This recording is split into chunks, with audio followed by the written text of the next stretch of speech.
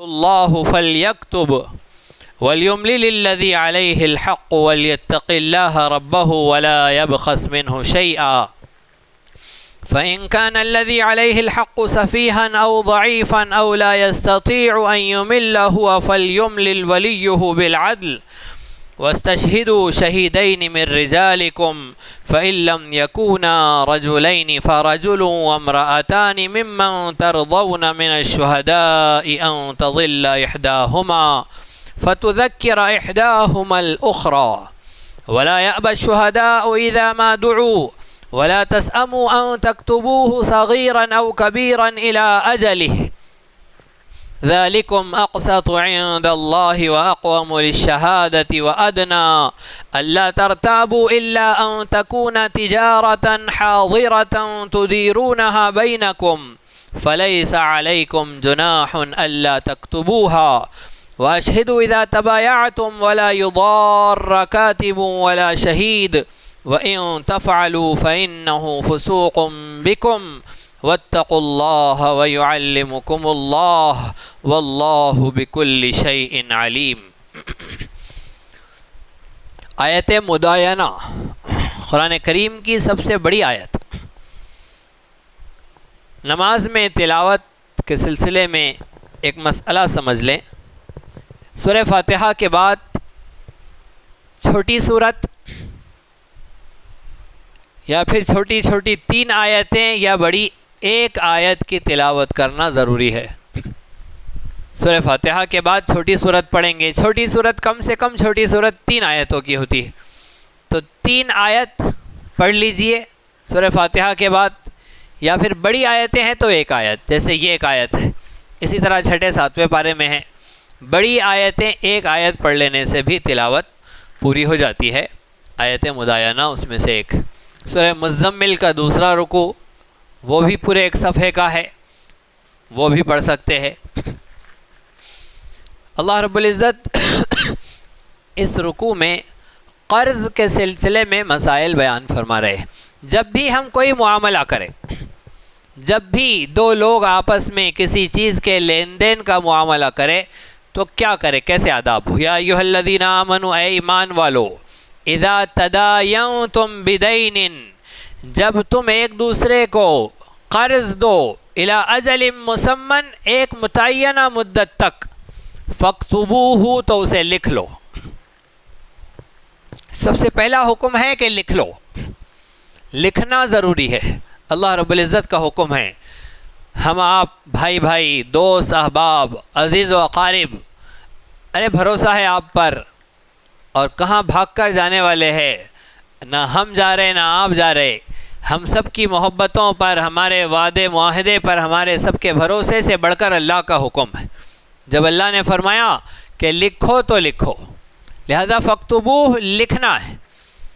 کتنا اماؤنٹ دیا ہے وہ بھی لکھنا ہے، کس مدت میں لوٹانا ہے وہ بھی لکھنا ہے۔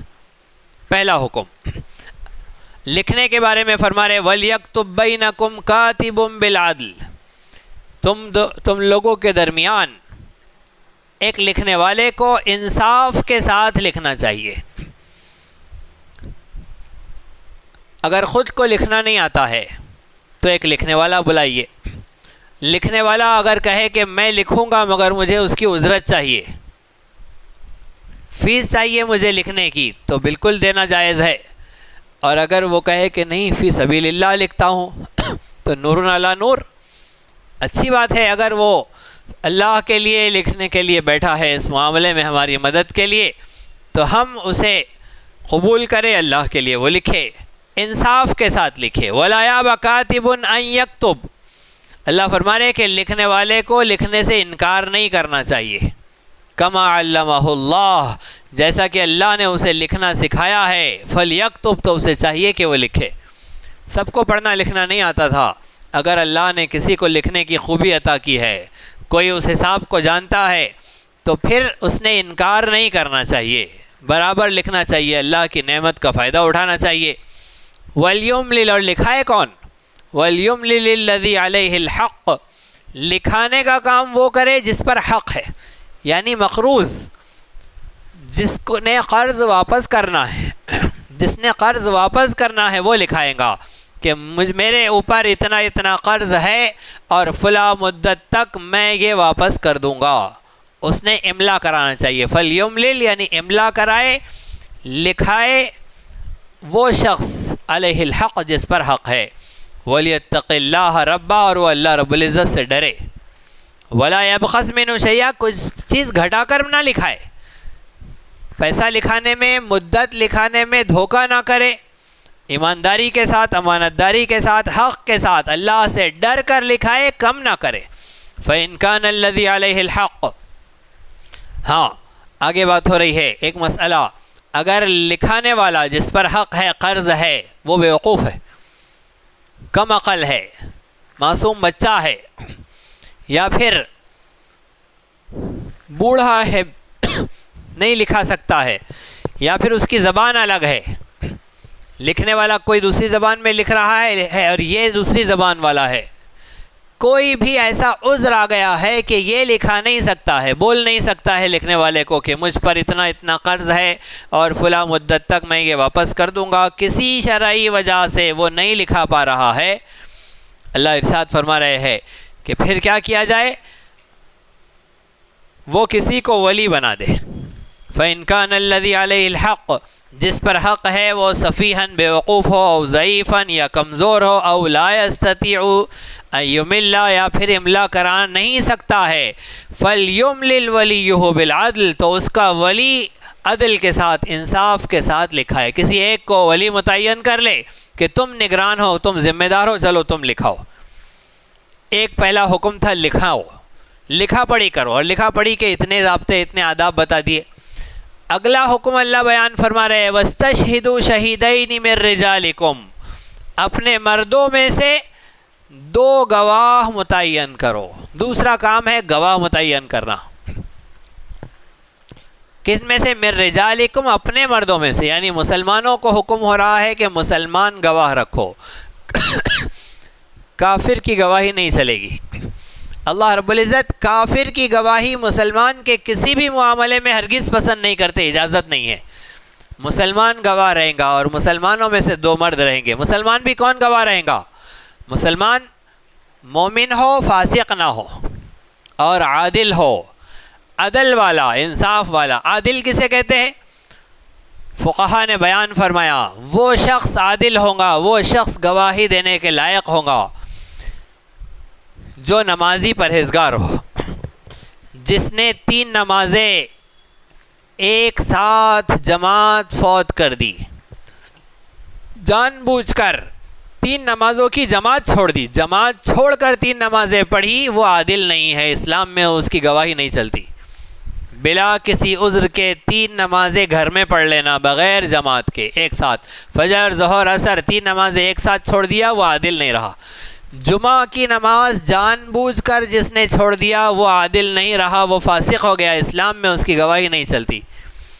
اور فقہا نے بیان فرمایا کہ اگر کوئی شخص محلے میں کھلے سر چلتا ہے, بازار میں چلتے پھرتے کھاتا ہے, لوگ چل پھر رہے ہیں, گلی کے ایک کونے پر دیوار کے پاس بیٹھ کر لوگوں کے سامنے پیشاب کرتا ہے, ایسا شخص عادل نہیں ہے, اسلام میں اس کی گواہی نہیں چلے گی. اس لیے کہ اسلامی اخلاق, اسلامی شناخت, اسلام کا معیار کائنات انسانی کے سامنے, دنیا میں رہ رہی بس رہی قوموں کے سامنے اسلام کی ایک پہچان, ایک حیثیت ہوتی ہے, وہ پہچان اس نے کھو دی ہے. اسلام کا معیار اور وقار, مسلمان کی شان بہت عظیم و شان ہوتی ہے, اور مسلمان کی شان سے, اس کے وقار سے جب یہ نہیں رہ رہا ہے تو اس کی گواہی نہیں چلیں گی. یہ ساری باتیں گواہی کے لیے شرط ہے. اب فقہا لکھتے ہیں کہ جب یہ شرائط ہے تو اسلامی گواہ ملنا ہی پہلے مشکل ہے. 1000 نہیں 10,000 آدمی میں ایک اسلامی گواہ, 10,000 آدمی میں ایک اسلامی گواہ ملے گا جسے اسلام گواہ کہتا ہے.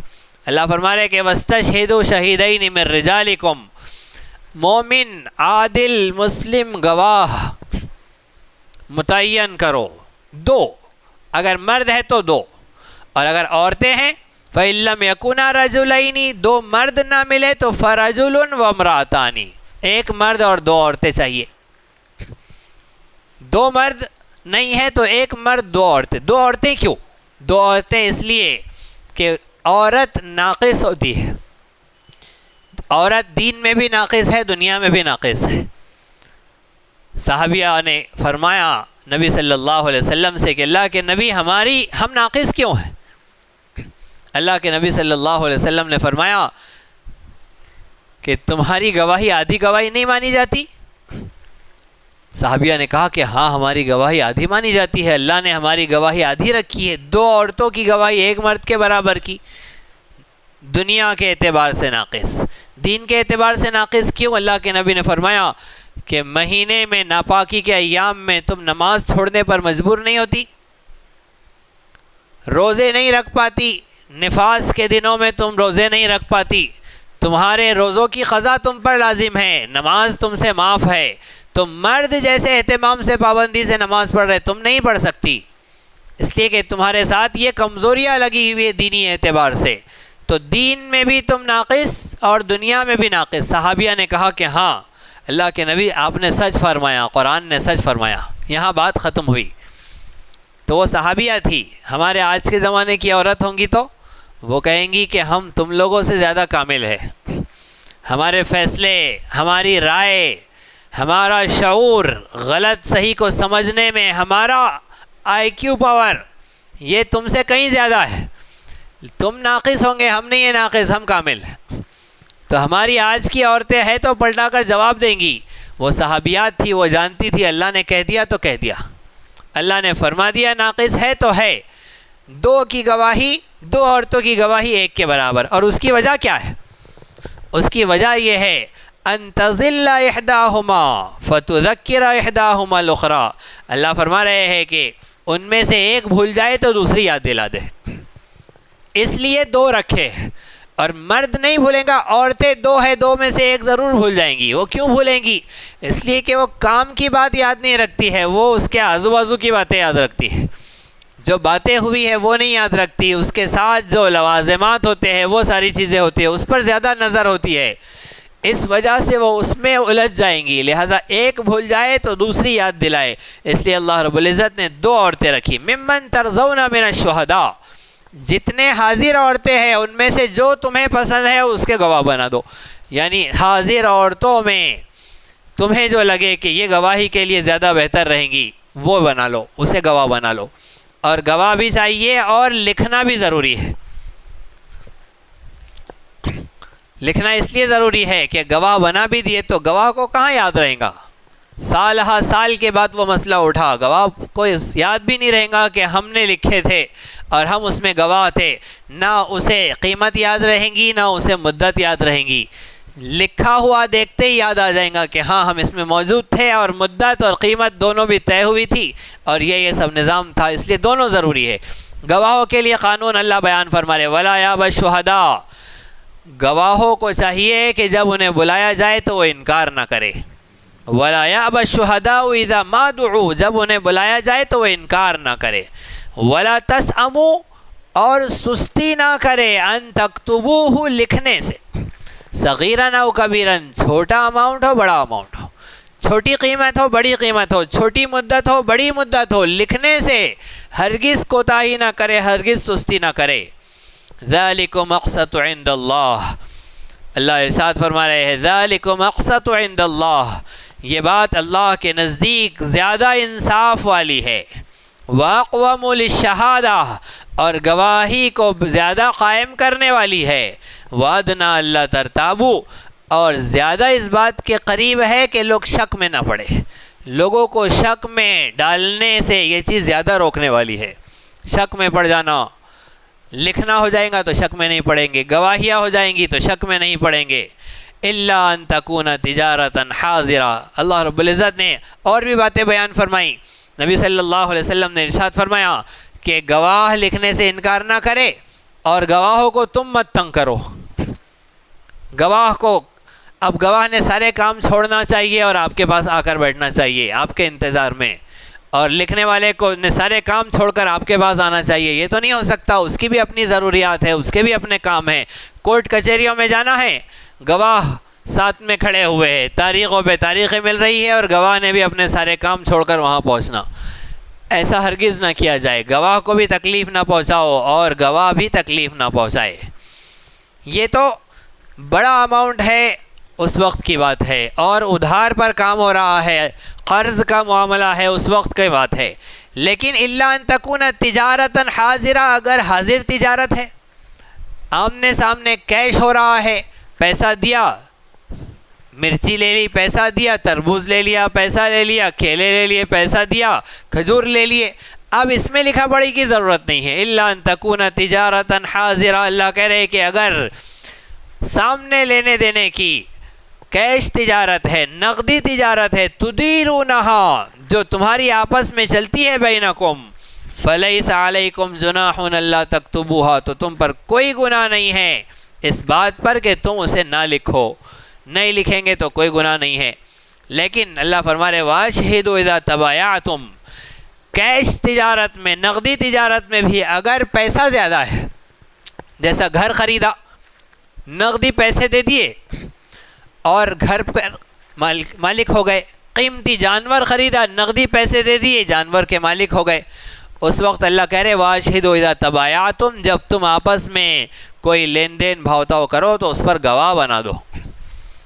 گواہ بنانا ضروری ہے. اگر گواہ نہیں بنائیں گے تو پھر کیا ہوگا؟ واپس جانے کے بعد میں کہیں گے دوستوں نے بہکا دیا، ارے تم نے گھر بہت مہنگا لے لیا. گھر مہنگا لے لیا تو اب جس سے خریدا ہے اس سے بحث تکرار ہو رہی ہے، اس سے کہا جا رہا ہے کہ یہ کیا کر رہے ہو، تم نے مجھے مہنگا دے دیا ہے اور مجھے اتنے میں نہیں چاہیے تھا. انکار کر دیں گا، باتیں بنائے گا. اس لیے اللہ فرما رہے واشہدوا اذا تبایعتم، جب تم کوئی قیمتی تجارت کرو تو پھر اپنی تجارت پر گواہ بنا دو. ولا یضار کاتب ولا شہید، نہ کاتب کو، لکھنے والے کو تکلیف دی جائے، ولا شہید، اور نہ گواہ کو تکلیف دی جائے. اس میں ایک ترتیب بنائی گئی ہے. اگر بعد میں گواہ کی ضرورت اور کاتب کی ضرورت پڑ رہی ہے، لکھا پڑھی ہو گئی ہے، موقع پر جب مسئلہ مشکل پر پیش آئے اس وقت ضرورت پڑ رہی ہے، تو گواہ پیسے نہیں لیں گا، اس کے لیے پیسہ لینا جائز نہیں ہے. گواہی دینے کے لیے کاتب کو بلایا جا رہا ہے کہ ہاں میں نے لکھا تھا، اسے فیس لینا جائز نہیں ہے اپنے آنے کی.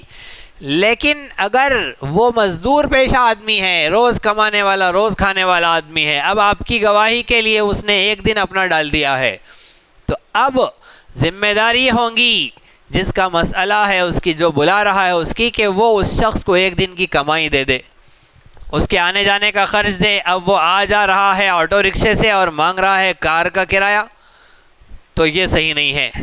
وہ روز دال کھاتا ہے اور وہ مرغ کے پیسے مانگ رہا ہے، تو یہ جائز نہیں ہے. جو روز کماتا ہے، روز کھاتا ہے اور روزانہ سمجھے جس طرح سے آتا جاتا ہے، اس اعتبار سے اس کا خرچ دینا ذمہ داری ہوگی. پیسہ نہیں دیا جائے گا، فیس نہیں لے سکتا. لیکن اگر مزدور پیشہ ہے تو پھر ذمہ داری ہے کہ اس کی ضرورت کو پورا کیا جائے. وَإِن تَفْعَلُوا فَإِنَّهُ فُسُوقٌ بِكُمْ، اللہ فرما رہے اگر تم ایسا کرو، تم نے کاتب کو ستایا، تم نے گواہ کو ستایا، پریشان کیا، فَإِنَّهُ فُسُوقٌ بِكُمْ، تو یہ تمہاری طرف سے نافرمانی ہوگی. وَاتَّقُوا اللَّهَ، لہذا اللہ سے ڈرو. وَيُعَلِّمُكُمُ اللَّهُ، اللہ تمہیں یہ باتیں سکھاتا ہے. وَاللَّهُ بِكُلِّ شَيْءٍ عَلِيمٌ، اللہ رب العزت خوب جاننے والا ہے. یہاں پر ایک بات ہوئی. اگلی آیت میں رہن کا مسئلہ بیان کیا جا رہا ہے. رہن کا کیا مسئلہ ہے؟ وَإِن كُنتُمْ عَلَى سَفَرٍ، اگر تم سفر پر ہو، وَلَمْ تَجِدُوا كَاتِبًا، کسی سے قرض لینا ہے، ادھار لینا ہے، لیکن لکھنے والا کوئی نہیں ہے. وَلَمْ تَجِدُوا كَاتِبًا، عام طور پر یہ سفر میں ہوتا ہے، گھر پر بھی ہوتا ہے کبھی، لیکن عام طور پر سفر پر ہوتا ہے. اس لیے اللہ پاک نے قید اتفاقی لگائی ہے کہ اگر تم سفر میں ہے اور وَلَمْ تَجِدُوا كَاتِبًا، تم کو کوئی لکھنے والا نہیں مل رہا ہے، تم کسی سے قرض لے رہے ہو، تو فَرِحَانٌ مَقْبُوضَةٌ، ایسے موقع پر ایک رہن ہوگا، ایک سامان رہن رکھا جائے گا جس پر وہ قبضہ کر لیں گا. جس سے قرض لیا ہے اسے اپنا سامان دے دو، کوئی چیز رہن اس کے پاس رکھ دو کہ بھائی آپ یہ رکھو، جب میں مال دوں گا آپ میرا یہ سامان مجھے لوٹا دینا. اور رہن ثابت ہے، سفر میں بھی ثابت ہے، حضر میں بھی ثابت ہے. اپنے گھر پر سامان قرض لیا تھا اور اب رہن رکھ دیا تھا، یہ بھی ثابت ہے، اور نبی اکرم صلی اللہ علیہ وسلم سے ثابت ہے۔ نبی صلی اللہ علیہ وسلم کے یہاں ازواج مطہرات کے اناج کے لیے، غلے کے لیے، ان کے کچن سامان کے لیے پیسہ نہیں تھا، مجبوری تھی۔ آپ نے اپنے خادم خاص حضرت انس رضی اللہ عنہ کو بھیجا کہ جاؤ اور فلاں یہودی، اس کا نام ابو شحم تھا، بڑا بد اخلاق بدتمیز تھا، اس کے پاس جا کے اس سے سامان خرید کر لاؤ۔ مدینہ منورہ میں آپ نے فرمایا، گئے، قرض سامان دے دو، اتنی اتنی جو دے دو۔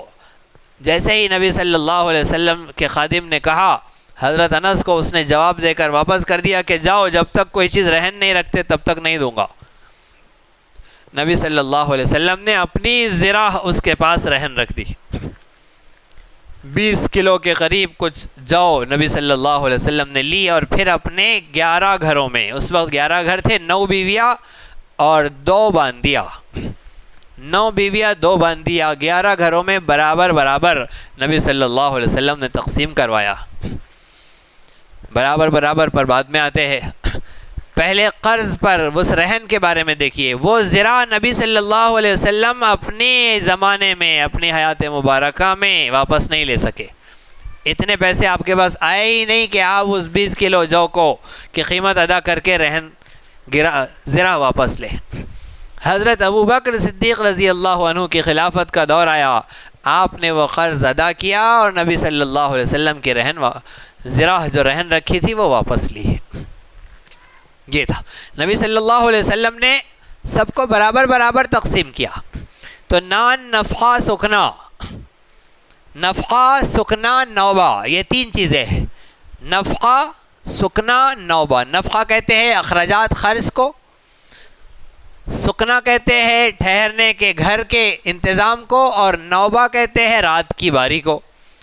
تعدد ازدواج، ایک سے زائد جن کی بیویاں ہیں، ان کے لیے یہ نظام ضروری ہے کہ ان 3 چیزوں میں انصاف کرے۔ نفقہ سب کو برابر برابر دے، ٹھہرنے کے لیے انتظام سب کا انصاف کے ساتھ کرے، اور اسی طرح سے نوبہ، رات گزارنے کی باری انصاف کے ساتھ ہو۔ جو یہ انصاف کر سکتا ہے وہ ایک سے زیادہ شادیاں کرے، ان کے لیے اختیار ہے، سارے مواقع ہے۔ اللہ رب العزت انہیں ایک توفیق عطا فرمائے، اور جن کے ارادے ہیں اللہ ان کی استطاعت فرمائے، استطاعت عطا فرمائے۔ لہذا فریحان مقبوضہ، اللہ فرما رہے فَإِنْ أَمِنَ بَعْضُكُمْ بَعْضًا فَلْيُؤَدِّ الَّذِي اؤْتُمِنَ أَمَانَتَهُ وَلْيَتَّقِ اللَّهَ رَبَّهُ فَإِنْ أَمِنَ، بس اگر تم میں سے بعض پر کوئی شخص کسی پر اطمینان کرے، مطمئن ہو، فَلْيُؤَدِّ الَّذِي اؤْتُمِنَ أَمَانَتَهُ، تو وہ امانت واپس کر دے۔ رہن رکھا تھا، اب جب اطمینان ہو گیا، سکون کا دور آ گیا، خوشحالی آ گئی، پیسہ آ گیا، تو وہ اسے امانت دے دے، اپنی رہن رکھی ہوئی چیز واپس لے لے۔ وَلْيَتَّقِ اللَّهَ رَبَّهُ، اور اللہ سے ڈرو جو تمہارا رب ہے۔ وَلَا تَكْتُمُوا الشَّهَادَةَ، اور گواہی کو مت چھپاؤ، گواہ جسے بنایا گیا ہے گواہی کو مت چھپاؤ۔ وَمَن يَكْتُمْهَا، جو گواہی کو چھپائے گا، فَإِنَّهُ آثِمٌ قَلْبُهُ، بے شک اس کا وہ گنہگار دل والا ہوگا۔ فَإِنَّهُ آثِمٌ قَلْبُهُ، وہ گنہگار دل والا ہوگا۔ وَاللَّهُ بِمَا تَعْمَلُونَ عَلِيمٌ، تمہارے سارے اعمال سے اللہ رب العزت باخبر ہے۔ سورۃ البقرہ کا آخری رکوع ہم تلاوت کرنے چلے ہیں، انشاءاللہ آج سورۃ البقرہ مکمل ہوں گی۔ اللہ ارشاد فرما رہے ہیں، دیکھو سورہ بقرہ میں کتنے احکامات تم نے سنے۔ سورہ بقرہ میں اللہ نے توحید کے مضامین، آخرت کے مضامین، قرآن کریم کی حقانیت کے مضامین، پھر نکاح کے، طلاق کے، خلا کے، عدت کے، اسی طرح سے رضاعت کے، اور پھر انفاق فی سبیل اللہ کے، صدقات کے بارے میں آداب اور ضابطے، مال کمانے کے بارے میں مسائل، اور پھر قرض کے بارے میں مسائل۔ اتنے مسائل بیان کرے تمہیں ایسے لگ رہا ہوگا کتنا بوجھ ہو گیا ہے ہم پر، اور دین پر عمل کرنا کتنا مشکل ہوا جا رہا ہے۔ اگر تمہیں ایسا لگ رہا ہے تو سنو، للہ ما فی السماوات و ما فی الارض، آسمانوں میں اور زمین میں جو کچھ ہے، للہ سب اللہ کا ہے۔ وَإِن تُبْدُوا مَا فِي أَنفُسِكُمْ أَوْ تُخْفُوهُ يُحَاسِبْكُمْ بِهِ اللَّهُ إِن تُبْدُوا مَا فِي أَنفُسِكُمْ، تمہارے جیوں میں جو کچھ ہے اگر تم اسے چھپاؤ، ان تبدو اگر ظاہر کرو، اگر تم ظاہر کرو جو کچھ تمہارے دل میں ہے، او تخفوہ یا اسے چھپاؤ، یحاسبکم بہ اللہ، اللہ رب العزت تم سے اس کا محاسبہ کرے گا۔ احکامات پر عمل کرنا ہے، اگر احکامات پر عمل نہیں کرو گے، دل میں چور رکھو گے، اللہ رب العزت اس کا محاسبہ کرے گا۔ یہ دل میں جو بات آتی ہے جس کو انسان چھپاتا ہے، اسے کیا کہتے ہیں؟ وسوسہ۔ وسوسے دو طرح کے ہوتے ہیں، ایک ہوتا ہے جو بغیر اختیار کے آتا ہے، کوئی گناہ کا خیال، اللہ کی نافرمانی کا خیال بغیر اختیار کے، بغیر ارادے کے آ گیا، اور ایک وہ وسوسہ ہے جو ارادتاً لایا جاتا ہے۔ ان دونوں وسوسوں کے بارے میں سنیے۔ جو غیر اختیاری طور پر وسوسہ آ گیا اس پر کوئی پکڑ نہیں ہے۔ صحابہ اکرام نے نبی اکرم صلی اللہ علیہ وسلم سے شکایت کی، کہا کہ اللہ کے نبی، کبھی کبھی ہمارے دل میں ایسے خیال آتے ہیں، اتنے برے خیال آتے ہیں کہ اسے اپنی زبان پر لانا ہمیں بالکل گوارا نہیں ہے۔ ہمیں پسند ہوتا ہے کہ ہم جل کر راکھ ہو جائے، کوئلہ ہو جائے، لیکن زبان پر لانا پسند نہیں ہے۔ اتنے برے خیالات آتے ہیں۔ نبی صلی اللہ علیہ وسلم نے پوچھا کیا خیال آتا ہے؟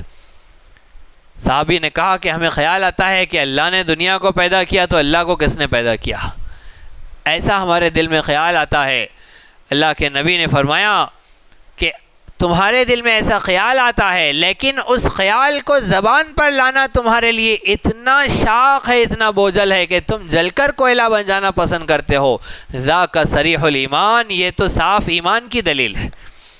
وسوسہ غیر اختیار آیا، اس پر کوئی بوجھ نہیں، کوئی پکڑ نہیں، لیکن اس پر تمہاری ایمانی کیفیت اتنی شاندار ہے کہ یہ سراسر ایمان ہے، 100% ایمان ہے، ذاک صریح الایمان۔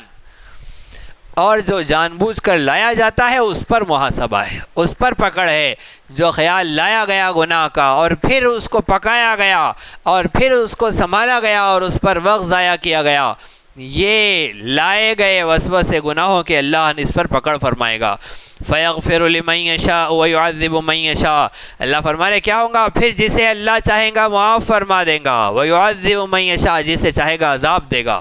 واللہ علی کل شیء قدیر، اللہ رب العزت ہر چیز پر قدرت رکھتا ہے، معافی پر بھی قدرت رکھتا ہے، پکڑ پر بھی قدرت رکھتا ہے۔ کوئی نہیں پوچھ سکتا اللہ کو کہ اللہ اس کو کیوں معاف کیا، اور کوئی نہیں پوچھ سکتا کہ اللہ ہماری کیوں پکڑ کی۔ اللہ ہر چیز پر قدرت رکھتا ہے۔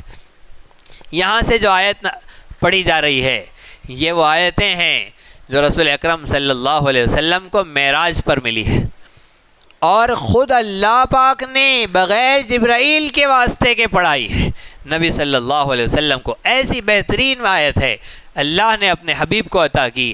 آمن الرسول بما انزل الیہ من ربہ والمؤمنون، آمنا ایمان لائے، الرسول رسول پاک صلی اللہ علیہ وسلم خود ایمان لائے، کس چیز پر؟ بما انزل الیہ من ربہ، جو رسول پر ان کے رب کی طرف سے نازل ہوا۔ تو رسول پاک صلی اللہ علیہ وسلم پر کیا نازل ہوا اللہ کی طرف سے؟ اوتیت القرآن ومثلہ معہ، اللہ کے نبی نے کہا اللہ نے مجھے قرآن بھی دیا اور قرآن کے جیسی چیز بھی دی۔ وہ کیا ہے؟ حدیث پاک۔ اللہ نے قرآن بھی نازل کیا اور حدیث بھی نازل کی، تو قرآن پر بھی ایمان لانا ہے اور حدیث پر بھی ایمان لانا ہے۔ دونوں وحی الہی ہے، دونوں اللہ نے نازل کی ہے، لیکن دونوں میں فرق ہے۔ قرآن کے الفاظ بھی اللہ کے ہیں اور اس کے معانی بھی اللہ کے ہیں۔ حدیث پاک کے معانی اللہ کی طرف سے ہوتے ہیں، الفاظ رسول اکرم صلی اللہ علیہ وسلم کے اپنے ہوتے ہیں، لیکن دونوں وحی ہے۔ اللہ کے نبی بھی جو اپنے الفاظ کہتے ہیں تو دل سے نہیں کہتے، جو الفاظ اللہ آپ کے دل میں ڈالتا ہے وہی الفاظ کہتے ہیں۔ لہٰذا قرآن اور حدیث دونوں وحی، اور دونوں پر ایمان لانا ضروری۔ جو منکر حدیث ہے وہ منکر قرآن بھی ہے، جو حدیث کا انکار کرتا ہے وہ خود قرآن کا بھی انکار کر رہا ہے، اس لیے کہ حدیث پر ایمان لانے کا قرآن نے حکم دیا ہے۔ جب حدیث پر ایمان لانے کا قرآن نے حکم دیا تو حدیث کے انکار کرنے والے نے قرآن کا انکار کیا۔ منکرین حدیث کا بڑا دورہ ہے، ہمارے اورنگ آباد میں ان کا بڑا ہلہ مچا ہوا ہے۔ منکرین حدیث جن کو اہل قرآن کہتے ہیں، وہ لوگ اپنے آپ کو اہل قرآن کہتے ہیں، ان لوگوں کے فتنے سے بچا جائے۔ وہ کہتے ہیں کہ حدیث کی کوئی حفاظت نہیں ہوئی، حدیث پر عمل کرنا کوئی ضروری نہیں ہے۔ نبی صلی اللہ علیہ وسلم کے زمانے میں آپ کی اتباع اقتداء ضروری تھی، آپ چلے گئے، آپ قرآن کافی ہے۔ وہ کہتے ہیں حدیث کی حفاظت ہوئی ہی نہیں ہے. وہ کہتے ہیں کہ دنیا میں گمراہی کے پھیلانے کا سب سے بڑا علمبردار بخاری ہے.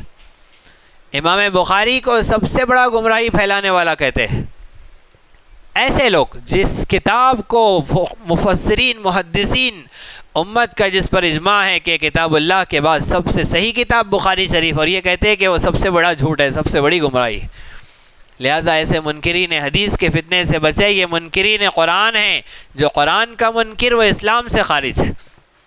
لہٰذا یاد رکھیے، ایمان لائے رسول اس چیز پر جو اللہ نے ان پر نازل کی، وہ قرآن بھی تھا اور حدیث پاک بھی. والمؤمنون، رسول بھی ایمان لائے اور ایمان والے بھی ایمان لائے. کل آمن باللہ، یہ سب کے سب ایمان لائے اللہ پر. اللہ رب العزت پر کیسے ایمان لانا ہے؟ اس کی ذات پر، اس کی صفات کے ساتھ. اللہ رب العزت اپنی ساری صفات میں کامل ہے، نہ اللہ کی ذات میں اس کا کوئی شریک، نہ اللہ کی صفات میں اس کا کوئی شریک. دوسری چیز، ملائکہ پر ایمان. فرشتے کیسے بنے ہیں؟ فرشتے نور سے بنے ہیں، اور نور بھی اللہ کی مخلوق ہے. جیسے پانی مخلوق ہے، مٹی مخلوق ہے، آگ مخلوق ہے، ہوا مخلوق ہے. جیسے انسان بنا، انسان مخلوق، ایسے نور بھی مخلوق اور فرشتے بھی مخلوق. اور فرشتوں میں نہ مرد ہوتے ہیں نہ مادہ ہوتی ہے، نہ نر ہوتا ہے نہ مادہ ہوتی ہے. وہ نہ مرد ہوتے ہیں نہ عورت ہوتے ہیں، نہ ان کو کھانے پینے کی ضرورت ہے، کوئی ان کو حاجت نہیں ہے. وہ نور سے بنے ہوئے ہیں، اللہ کی عبادت اطاعت اس کے حکم پر عمل پہ لگے ہوئے ہیں. فرشتوں پر ایمان لانا ہے. وَكُتُبِهِ، اللہ کی ساری کتابوں پر ایمان لانا ہے. کتنی کتابیں ہیں اللہ کی؟ کسی کو نہیں پتا، ہمارے پاس کوئی تحقیق نہیں ہے. ہاں، 4 آسمانی مشہور کتابیں، اور پھر حضرت ابراہیم اور حضرت موسیٰ کے صحیفے، اور بہت سارے صحیفے اور کتابیں، لیکن 4 مشہور آسمانی کتابیں، ان سب پر ایمان لانا. اور ان ساری کتابوں کے بارے میں یہ بھی یقین جاننا کہ قرآن کے علاوہ ساری کتابوں میں تحریف ہو گئی ہے. اب نجات کے لیے، اقتداء کے لیے، اتباع کے لیے خالص قرآن کافی ہے. قرآن پر عمل کر کے ہی نجات ملیں گی. کوئی ماضی کی کتابوں کو اگر نجات کا راستہ سمجھیں گا تو اس کا ایمان کامل نہیں. کتابوں پر ایسے ایمان لانا ہے. اس کے بعد وَرُسُلِهِ، رسولوں پر ایمان. اللہ پاک نے کتنا احسان فرمایا ہم پر. اللہ اگر کہہ دیتے کہ جاؤ نبیوں کی تحقیق کرو، کتنے نبی اور رسول ہیں، ان کی تعداد معلوم کرو اور پھر ایمان مکمل ہوگا. اگر اللہ ایسا کہہ دیتے تو ہماری بڑی مشکل ہو جاتی، ہم کہاں سے تحقیق کرتے. اللہ نے فرما دیا یہ سب کی ضرورت نہیں ہے، بس یہ مان لو کہ جتنے رسول ہم نے بھیجے تھے، نبی بھیجے تھے، سب پر ہمارا ایمان ہے. اتنا کہہ دو کافی. 25 نبیوں کا قرآن مجید میں تذکرہ ہے، 6 فرشتوں کا قرآن مجید میں تذکرہ ہے، 25 نبیوں کے نام ہیں. اس کے علاوہ حدیث میں 2 روایتیں ہیں، دونوں حدیثیں ضعیف ہے. اگرچہ ایک میں ہے 1,24,000 نبی تھے، اور ایک حدیث میں 2,24,000 نبی تھے. دونوں ضعیف حدیثیں، ہم کو اس میں چکر میں پڑنے کی ضرورت نہیں. 25 نبیوں کے رسولوں کے نام قرآن میں، اور اس کے علاوہ اللہ نے اس دنیا میں جن جن قوموں کی طرف جتنے نبی اور رسول بھیجے تھے ہم سب کو مانتے ہیں. جیسے ساری کتابوں میں سب سے افضل قرآن کریم، ایسے سارے رسولوں میں سب سے افضل صاحب قرآن کریم حضرت محمد مصطفیٰ صلی اللہ علیہ وسلم کی ذات گرامی سب سے افضل. کسی نبی پر ایمان لانے میں کوئی فرق نہیں کرنا ہے. صبح ہی تیسرے پارے کے پہلے رکوع کی تفسیر میں ہم نے سن لیا کہ نبی پر ایمان لانے میں کوئی فرق نہیں. لا نفرق بین احد من رسلی، ہم نبی پر ایمان لانے میں کوئی فرق نہیں کرتے. سارے نبیوں پر ہمارا ایمان. ایک نبی کا بھی انکار کر دینا کافر بنا دیتا ہے، اسلام سے خارج کر دیتا ہے. سارے نبیوں کو ہم اللہ کا نبی اور رسول مانتے ہیں، جو جو اللہ کے نبی تھے. وقالو، اور ان ایمان والوں نے، نبی نے کیا کہا؟ سمعنا واطعنا، ہم نے سنا اور ہم نے مان لیا. سمعنا، ہم نے سنا، واطعنا، ہم نے اطاعت کی. غفرانک، اے ہمارے رب، غفرانک، ہمیں معاف فرما، مغفرت آپ ہی کی ہے اے ہمارے رب، وَإِلَيْكَ الْمَصِيرُ، اور آپ ہی کی طرف لوٹنا ہے. تو یہ بھی حق ہے، قیامت برحق ہے، اللہ کی طرف لوٹنا، نتیجہ انجام اللہ کے پاس ہے. آخری آیت میں اللہ فرما رہے لا یکلف اللہ نفسا الا وسعها، اللہ رب العزت نے کسی بھی جان کو اس کی طاقت سے زیادہ کا مکلف نہیں بنایا. اللہ کا کتنا احسان ہے. جتنے احکام اللہ نے بیان فرمائے ہیں، ابھی ہم نے سورہ بقرہ میں سارے احکامات پڑھے، اور وہ سارے احکامات جو علماء پڑھتے ہیں، 1,00,000 کے قریب مسائل سورۃ البقرہ میں آئے ہیں۔ اللہ فرما رہے لا یکلف اللہ نفسا الا وسعہا، اس میں سے کوئی بھی تمہاری طاقت کے باہر کا نہیں تھا۔ اور سارے قرآن میں جتنے احکامات ہیں، اللہ نے جو جیسا ہم کو بنایا اس حساب سے ہم کو حکم دیا، اور جو ہمارے بس کا ہے نہیں اس کے بارے میں ہم سے باز پرس ہونی نہیں ہے۔ جو زکوٰۃ نہیں دے سکتا اس سے زکوٰۃ کی باز پرس ہونی نہیں ہے، اس لیے کہ اس پر فرض ہی نہیں ہے۔ جو حج نہیں کر سکتا اللہ اس سے حج کے بارے میں پوچھے گا بھی نہیں، اس لیے کہ کر ہی نہیں سکتا تو کہاں سے باز پرس ہے۔ تو لا یکلف اللہ نفسا الا وسعہا، اللہ مکلف نہیں بناتا، بوجھ نہیں ڈالتا، ذمہ دار نہیں بناتا نفساً کسی نفس کو، کسی جان کو، الا وسعہا مگر اتنا ہی جتنا اس کی طاقت ہے۔ لہا ما کسبت، ہر شخص کے لیے وہ اجر و ثواب ملے گا ما کسبت جو اس نے کمایا، وعلیہا مکتسبت اور ہر شخص پر وہ گناہ ہوگا مکتسبت جو اس نے کیا۔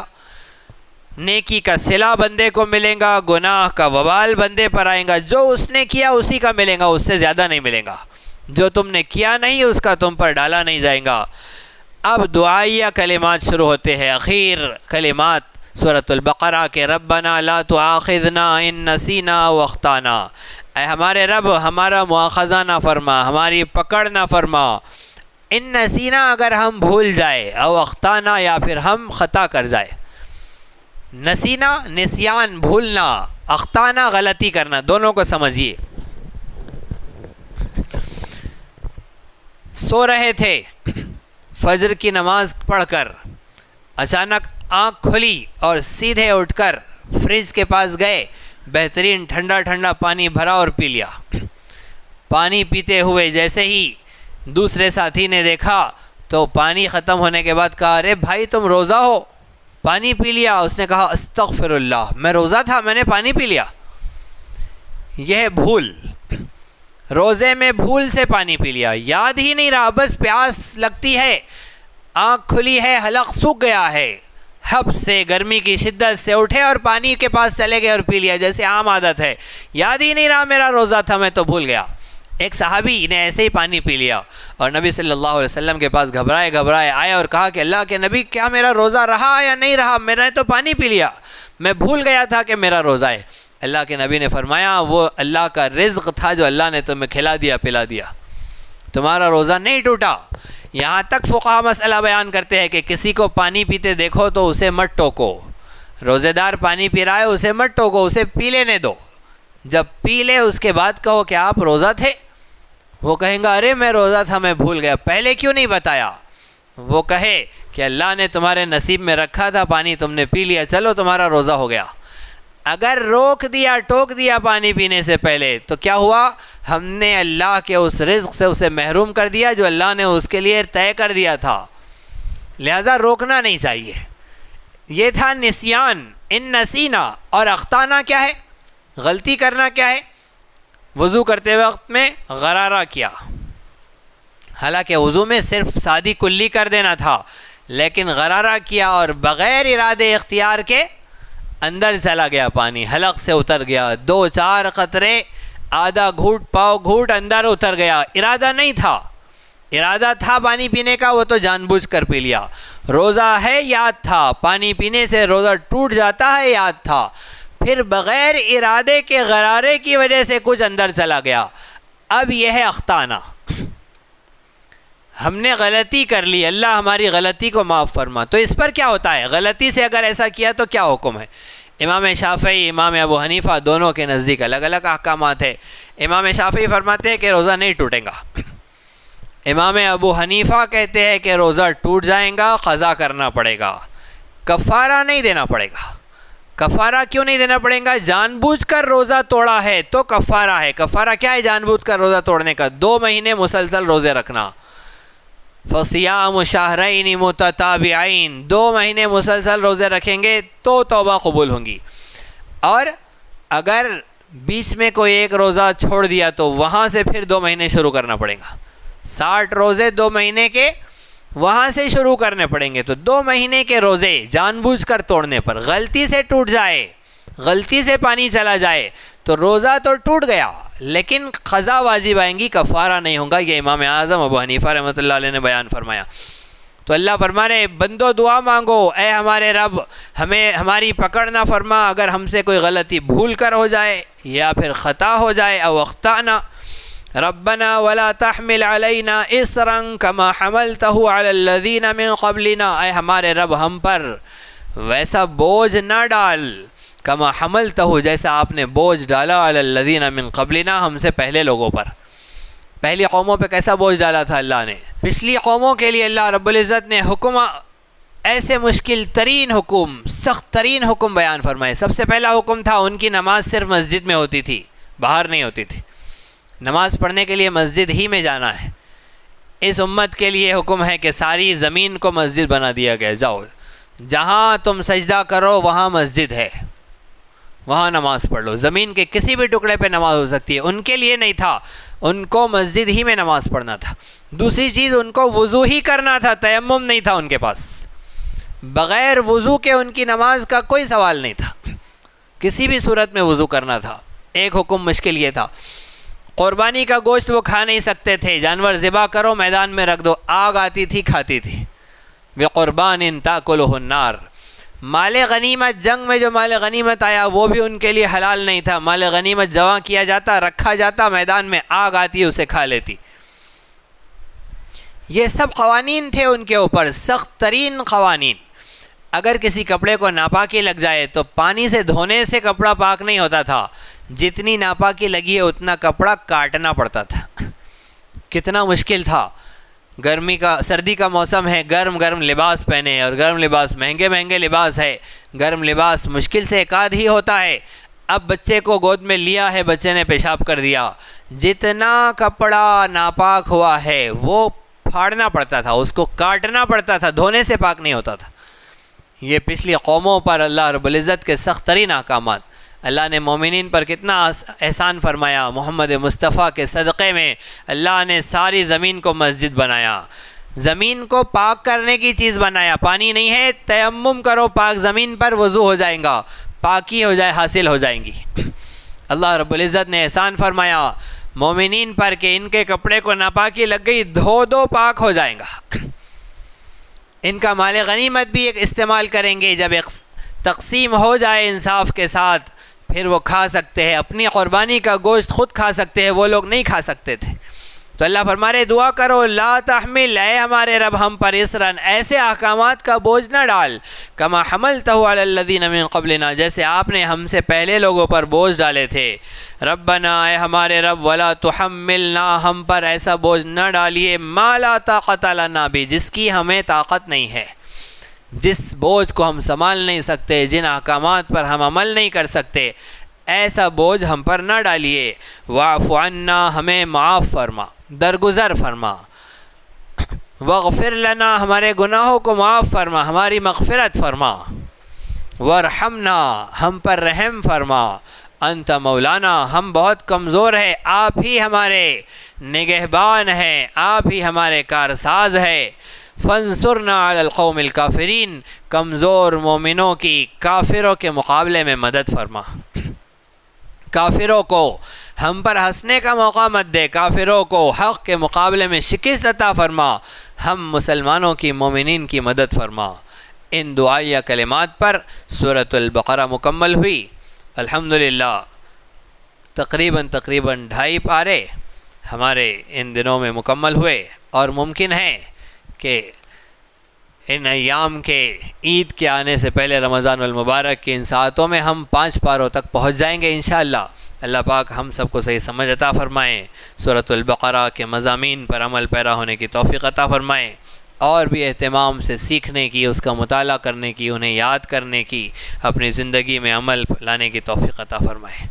سبحان اللہ وبحمدہ، سبحانک اللہم وبحمدک، نشہد ان لا الہ الا انت، نستغفرک ونتوب الیک. سبحان ربک رب العزت عما یصفون، وسلام علی المرسلین، والحمد للہ رب العالمین. اسی طرح دینی، علمی، اصلاحی اور تاریخی دروس و بیانات سے استفادے کے لیے آپ کے اس چینل کو لائک، شیئر اور سبسکرائب کریں.